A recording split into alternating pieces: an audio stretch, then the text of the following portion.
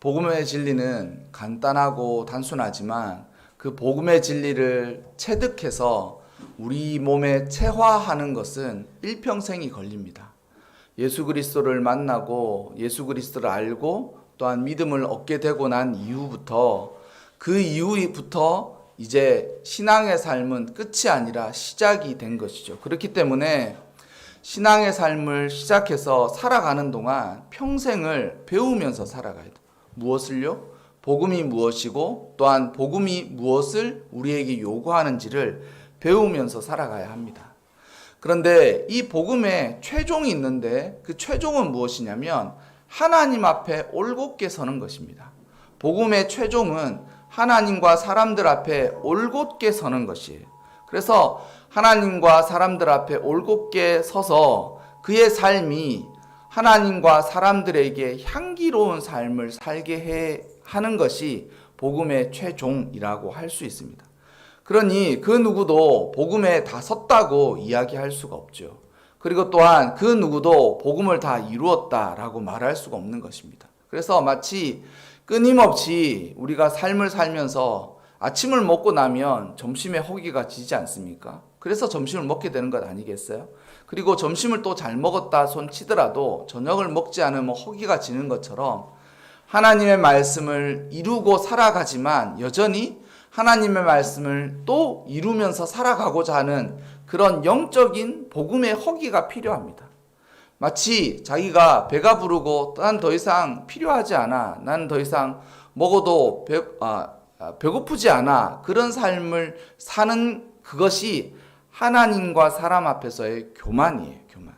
그래서 복음 앞에 바로 선 사람은 자신이 죄인인 것을 깊이 깨닫고 또한 죄인의 습성과 이 모습이 여전히 이 땅에서 살아가는 동안은 자신과 세상 가운데 남아있는 것을 알고 그 자신과 세상 가운데 남아있는 이러한 것들을 물리치면서 살아가야 돼요. 그래서 그 물리치면서 살아가는 삶이 어떤 삶이냐면 자신의 스스로 자신의 몸을 주님께 산 제물로 드리는 삶이라는 것이죠.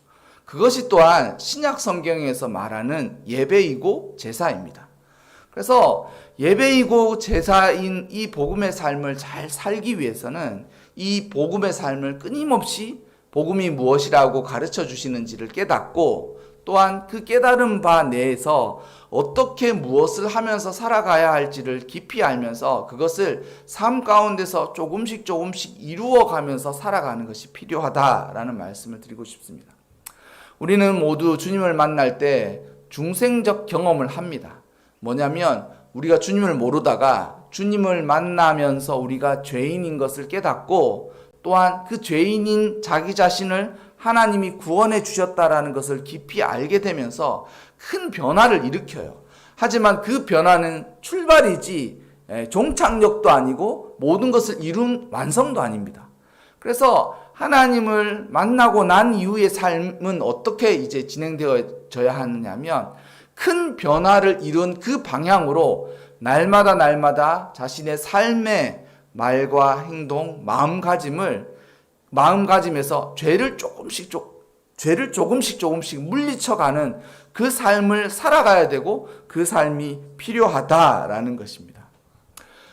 설교 서두에 이런 복음의 이야기를 왜 이렇게 장황하게 말씀을 드리느냐라고 하면 우리가 삶을 살면서 복음에 대한 진리를 깨닫고 난 이후에 복음의 진리를 깊이 알고 난 이후에 그 사람의 삶이 제가 생각하기에는 오늘 본문에 나와 있는 것처럼 그리스도인의 향기를 뿜는 삶을 실제적으로 살아갔으면 좋겠다라는 것이 목회자이자 또한 믿음에 앞선 사람으로서 말씀드리고 싶은 거예요. 그의 삶을 보고 그 누구든지 교회 안에 있는 사람이든지 아니면 교회 바깥에 있는 사람이든지 직장에서 만나는 사람이든지 가족들과 친지 중에서 만나는 사람들 그 누구에게라도 그의 삶을 보면서 사람들이 저 사람의 삶은 굉장히 향기롭다라는 생각을 갖게 하는 것이 합당한 삶이다라고 말씀을 드린다는 것이죠. 이렇게 삶을 향기롭게 살기가 쉽지 않습니다. 사람은 모두 다 직관적으로 눈으로 보는 걸 좋아해요. 눈으로 딱 봤으면 좋겠다라는 생각들을 하거든요. 하지만 이 눈으로 확실히 보이는 것은 굉장히 빈도가 낮고, 그리고 사람들의 어떤 그 생각의 차이가 있어서 어떤 사람은 이런 경우도 너무 많다는 거죠. 물을 마셔봤는데 바닷물을 마셨음에도 불구하고 짜지 아니하다라고 말하는 사람들이 또 너무 많다는 것이죠. 그러니까 세상은 이런 불확실함과 그리고 어떤 그 진리가 아닌 것들이 막 뒤섞여 있기 때문에 눈으로 확실한 것을 보기가 쉽지가 않고, 또한 눈으로 확실한 것을 보았다 손치더라도 그것을 인정하는 사람들이 많지가 않습니다. 그렇지 않습니까? 사람이 죄인인 것은 그러한 모습들이 그렇게 나타나는 것이죠. 그런데 저는 인생을 이제 살고 목회자로서 하면서 한 성도의 삶이 아주 바람직하고 본보기가 되는 그 삶은 그와 함께하는 가족, 또한 그와 함께 살을 부딪히고 살아가는 어떤 공동체 내의 사람들에게 향기로운 삶을 사는 거예요. 향기로운 삶을 사는 거예요. 그래서 그 향기로운 삶을 살기 위해서는 어떻게 해야 되느냐? 자신이 하나님께 드리는 산 제물의 삶을 살아가야 한다라는 것이죠. 오늘 우리가 읽었던 본문을 보면 우리는 그 구원을 받는 사람이나 망하는 사람들이나 하나님 앞에서 그리스도의 향기다. 우리는 예수 그리스도의 향기로운 향수다라는 것이죠. 근데 사실 여기 나와 있는 이 향기라는 것은 사실 구약 시대에 하나님께 제물을 드릴 때 제물을 태워서 드리는 그 연기를 이야기해요. 하나님이 그 연기를 흠향하시지 않습니까? 구약 시대에 제물을 갖다 놓고 제물을 태우면 사실 그 냄새는 사람에게 있어서 그렇게 쾌적하고 또한 유쾌한 냄새가 아닙니다. 왜냐하면 살을 적당히 태워서 고기가 익는 듯한 향기 정도는 우리가 맡을 수 있지만 그 살들이 다 타고난 것은 거의 그 고기의 가죽 그름 정도이거든요. 그런 향기를 하나님께서 맡으시는 것은 그 향기가 향기로워서 하나님께 맡으시는 것이 아니라 그 향기의 제물과 그 제물에 담긴 그 제사자의 마음을 하나님께서 받으시는 거예요. 우리가 저는 이 헌금에 대해서도 기도를 늘 신경 써서 하는 편입니다. 그리고 이제 헌금을 하고 난 이후에 또 그 헌금을 한 사람들을 보고 그들을 위해서 특별히 기도하는데, 제가 그래서 항상 헌금 기도를 하면서 그 드리는 자들의 헌금과 그 드리는 사람들의 마음과 정성까지도 하나님께서 꼭 흠향하셨으면 좋겠다라는 마음을 품고 기도를 드리거든요. 그러한 헌금 역시 돈일 뿐이잖아요. 물건 살 때 쓰는 돈일 뿐이지 않습니까? 물건을 살 때 쓰는 그런 돈일 뿐임에도 불구하고 그것을 그렇게 하나님께서 흠향하시고 향기로운 제사로 받아주셨으면 좋겠다라는 그것을 드리는 사람의 그 물질적인 기여와 더불어서 그 사람의 마음과 정성이 거기에 담겨져 있기 때문인 것입니다. 그러니 구약시대의 제사의 의미와 더불어서 우리가 신약시대 이후에 헌금을 드리는 사람들의 삶 형태는 이와 같다라는 것이죠. 그러니까 담겨 있다라는 것이죠. 그 사람의 마음, 정성, 생각 이런 것들이 담겨 있다라는 것입니다. 그리고 그 담겨 있는 것들이 뿜어져 나오는 것이 바로 그리스도인들이 갖는 향기가 된다라고 말씀드릴 수가 있습니다. 명절이 되지 않았습니까? 명절이 되면 이제 흩어졌던 형제들이 다시 모이고 친척들이 다시 모입니다. 물론 이번 명절에 8인 이상 모이면 안 되는 그런 제약이 있긴 하지만 어쨌든 형제들이 다시 모이고 친척들이 다시 모이지 않습니까? 그런데 저 개인적인 그거일 수도 있는데, 형제들과 친척들이 모이면 처음에는 오랫동안 떨어져 있었던 생각에 반가운 마음으로 만나는 것으로 시작합니다. 근데 반가운 마음으로 만나서 밥 한 끼 먹고 나면 그대로 이전에 하나도 변하지 않은 그러한 말과 행동, 그리고 전혀 변화되지 않는 그 사람의 태도 때문에 결국 마음이 상하고 심정이 상할 때가 종종 있어요. 게다가 이제 결혼을 하고 나면 다른 식구들을 데리고 오면 그러한 불화의 일들이 너무 많아진다는 것이죠. 그래서 처음에는 반갑게 만나서 조금 있다가 밥 한 끼 먹고 나서 헤어질 때쯤이면 그동안 하지 못했던 이야기들을 한껏 토로하면서 결국 마음이 다 상해버리는 일들이 종종 있다라는 것이죠. 이거는 개인적이지만 제가 경험한 것입니다.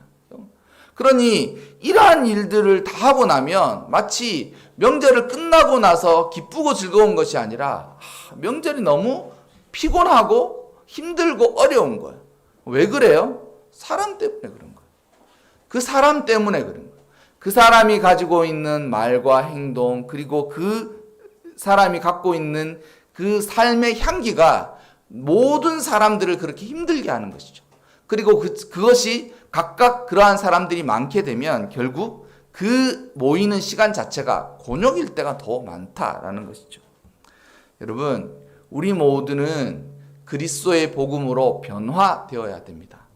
예수님 믿어서 예수님 믿는 것 때문에 삶이 변화되어야 돼요.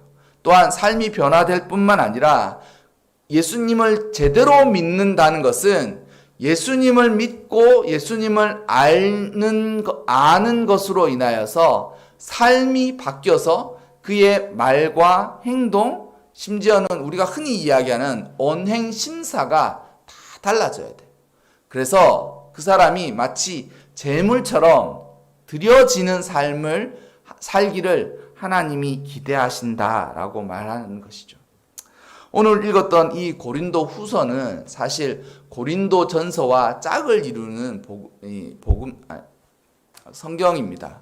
하지만 이 고린도 교회는 사실 문제가 많고 사도 바울이 자신이 개척한 교회였음에도 불구하고 여러모로 자신 역시 고난과 괴로움을 겪었다라고 스스로 토로하고 있습니다. 심지어는 고린도 전서를 보내고 난 이후에 2번 이상 고린도 교회를 사도 바울이 다시 갔지만 사도 바울이 다시 가서 고린도 교회 성도들을 잘 권면하였음에도 불구하고 고린도 교회 성도들은 변화되지 않아요. 변화되지 않는 거예요.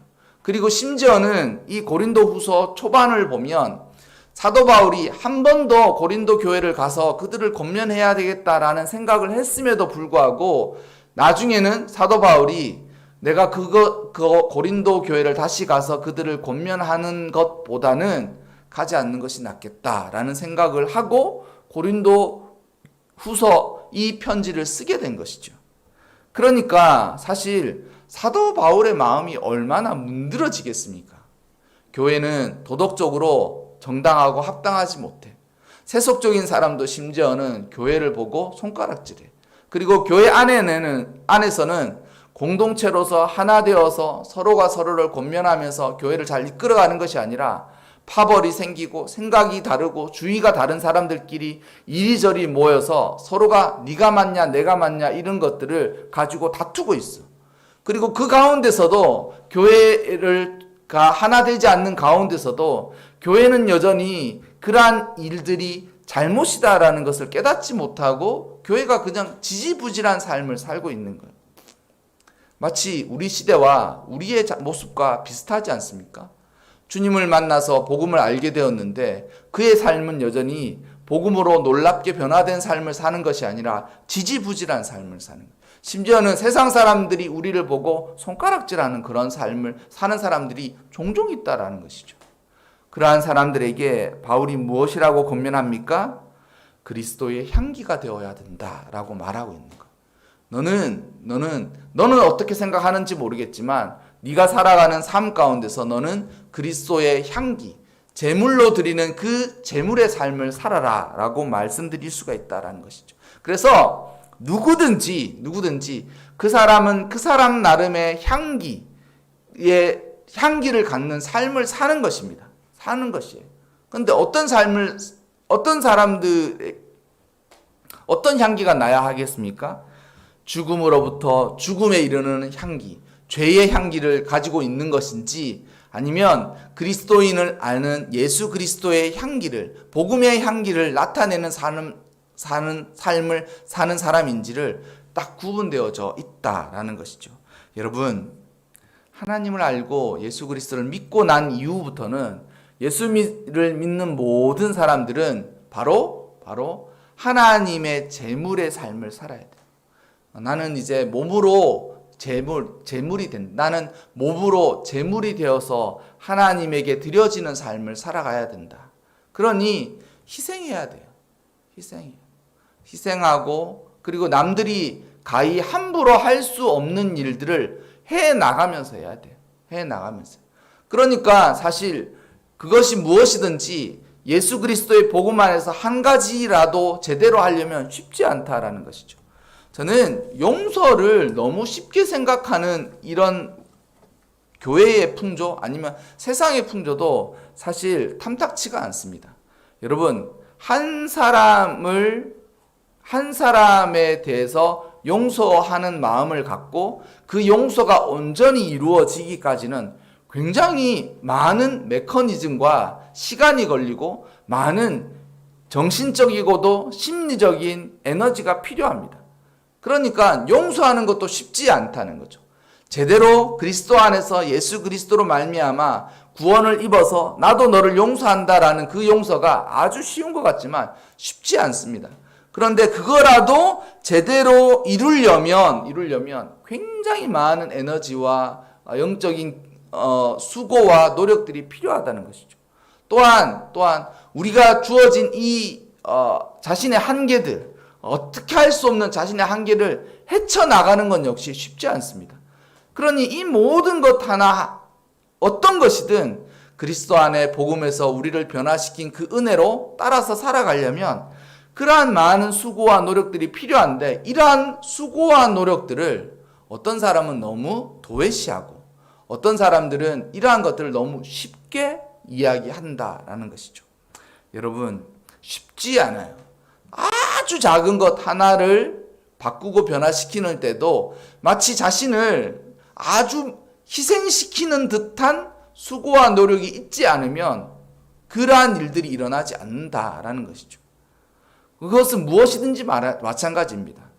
우리의 가정을 위해서, 우리의 가정이 복음 안에서 아주 아름답게 그러한 지내는 가정을 만들고 싶다. 그럼 어떻게 해야 되겠습니까?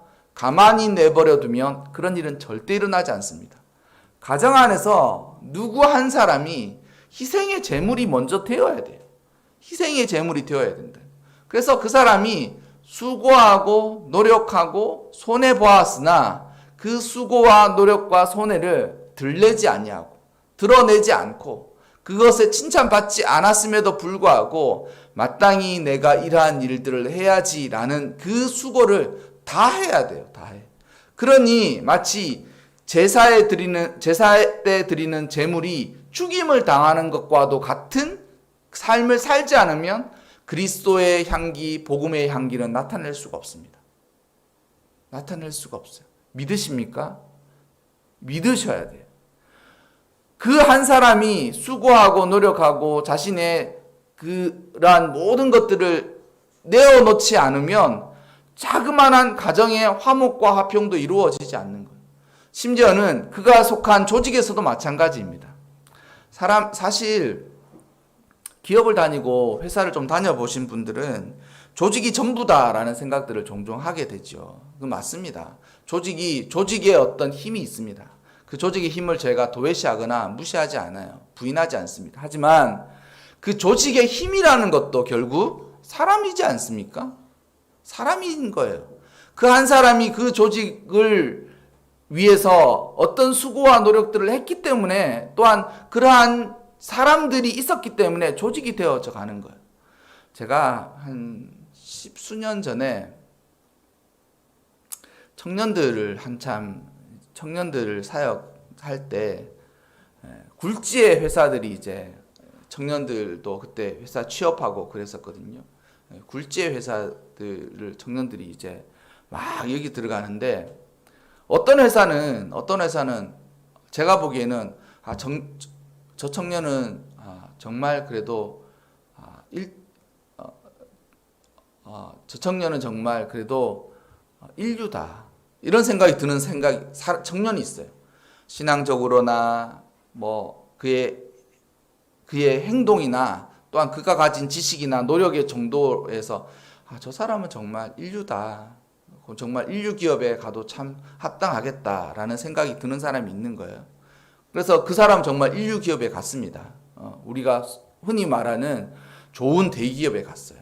그 또 한 청년이 있는데, 그 청년은 이게 뭐라 그래야지, 이류라고 말하기에는 가치가 너무 박하고 평가가 너무 박하고, 인류라고 말하기에는 실력과 노력이 너무 없는 거예요. 그래서 제가 생각하기에는 쟤는 참 1.5류다, 이런 생각이 드는 거예요. 인류라고 말하기에도 등급은, 인류라고 말하면 등급이 너무 후하고, 이류라고 말하기에는 등급이 너무 박한, 그럼 1.5류 같은 사람이 있는 거예요. 그 청년도 어떤 회사에 이제 취업을 했습니다. 큰 기업에 취업을 했어요. 그러면서 몇 년간을 그 양 회사에서 나오는 물건들을 보는데, 이 인류 기업의 회사의 물건은 진짜 인류로 만들어서 수출도 하고 사람들이 좋아하는 거예요. 근데 그 1.5류인 청년이 들어갔던 회사는 그 청년 때문에 그런 게 아니라 쓰면서 왜 이걸 이렇게 만들었지? 이런 생각이 강없이 드는 거예요. 그 청년의 문제는 아닌데, 그거를 하면서 늘 드는 생각이, 인류인 기업은 어쩔 수 없이 인류인 사람을 뽑고, 1.5류인 기업은 저렇게 1.5류인 사람을 뽑게 되나 보다. 그리고 거기서 만들어 나오는 물건도 인류 기업에서는 인류 물건을 만들고, 1.5류 기업에서는 1.5류 물건을 만들어내나 보다, 이런 생각이 드는 거예요. 제가 왜 이런 말씀을 드리느냐라면, 여러분, 우리 역시 마찬가지입니다. 마찬가지. 조직도 조직의 힘으로 굴러간다고 하지만 그 조직 역시 사람이 있지 않습니까? 그래서 그 사람이 그 조직 내에서 그러한 수고를 다 하고 역할을 다 할 때까지는 조직의 힘을 갖추는 거예요. 하지만 어느 순간 그 조직의 우두머리든 조직의 중간 관리자이든 아니면 그 조직의 저 밑부분에 있는 고용자이든 어느 순간 그 조직의 힘이 더 이상 그 조직을 지탱하고 앞으로 나가지 못하게 하는 때가 있어요. 그리고 나면 어떻게 되겠습니까? 나중에는 조직이 무너집니다. 여러분, 인류 세계 최고 하지만, 여러분, 미국 경제가 그것을 증명하지 않습니까? 미국에서 100대 기업 중 100년 중에 살아남은 기업은 7개에서 12개 사이라고 얘기하는. 지금은 뭐 어디를 이야기하면 저희가 인류라고 이야기하지 않습니까? 글로벌 기업도 있고 국내에도 그런 기업들이 많지 않습니까? 하지만 여러분, 그것이 영원할까요? 절대 그렇게 생각하지 않습니다. 언제 그런 일들이 일어날까요? 그 조직의 사람들이 더 이상 그러한 생각들을 하지 않고 그러한 일들을 하지 않는 그 순간 그 조직은 그렇게 되는 거예요. 하물며 기업도 마찬가지인데, 자그마한 직장이든 거기가 영세사업자이든 마찬가지입니다. 그 한 사람의 삶을 제대로 살지 않으면 거기가 삐걱 하다가 결국 무너지거나 파괴될 수 있다라는 것이죠. 여러분, 우리 모두는 예수 그리스도의 은혜를 입었습니다. 그러니 그의 은혜에 입은 복음에 합당한 삶으로 그리스도의 향기를 드러내면서 삶을 살아가시기 바랍니다. 자기가 희생하고 수고하고 노력하고, 그래서 자기를 다 불사지르라는 이야기가 아니에요. 자기가 불사지르라는 이야기가 아니에요. 아니면 열정페이만 받고 그걸 당연한 줄 알아라고 그렇게 생각하는 게 아니에요. 무엇이냐면 자기가 그곳에서 해야 할 일들이 있는데 그곳에서 어떠한 삶을 살아가야 할지에 대해서 생각해야 하고 거기서 그런 삶을 살아가려는 거죠. 가정이든 직장이든 내가 함께하는 공동체이든 심지어는 교회에서도 그러한 일들이 잘 일어나지 잘 일어나지 않지 않습니까? 교회에서 수고하고 자신이 마치 그리스도의 향기를 뿜는 존재가 되고 자신의 몸으로 자기 자신을 수고하고 헌신하는 사람들로 인하여서 교회는 올바른 공동체가 됩니다. 그런데 어느 순간 교회가 세상에서 군림하려고 하고 하나님의 영광을 탈취해서 그 영광만을 가지고 그것을 무기로 힘으로 삼는 일들이 있다면 교회 역시 여러분 위험합니다. 여러분, 우리 모두는 이 생명으로부터 생명에 이르는 향기를 드러내는 그런 아름다운 제물들이 되어서 살아가시기 바랍니다. 이제 명절을 이제 앞두고 연휴이지 않습니까? 이 명절이 되면 저는 어려서 그런 세월을 보내서 그런지 늘 그런 생각이 드는 거예요. 함께 모이는 것은 너무 좋으나 함께 모였다가 헤어질 때도 처음 만났을 때의 그 반가움과 만나서 즐거움이 있어야 할 텐데 만났을 때 처음에 반가웠으나 만나고 헤어질 때는 서로 진짜 명절 때마다 이게 뭐야 그런 생각을 하지는 않을까라는 것들이 걱정이 된다는 것이죠. 여러분 한 사람부터 그러한 일들을 하십시오. 가족들을 위해 수고하고 그리고 또한 그러한 것들을 헌신하면서 여러분들이 그러한 복음에 합당한 삶을 살아가시기 바랍니다. 그리고 그러한 복음에 합당한 삶으로 얻게 되는 것이 무엇이냐? 바로 그가 어떠한 존재인 것인지를 사람들이 알게 되는 거죠. 여러분, 든 사람의 자리는 알지 못해도 나간 사람의 자리는 너무 분명하다라는 이야기를 들어보셨죠? 사람이 살면 그런 존재가 돼야 돼.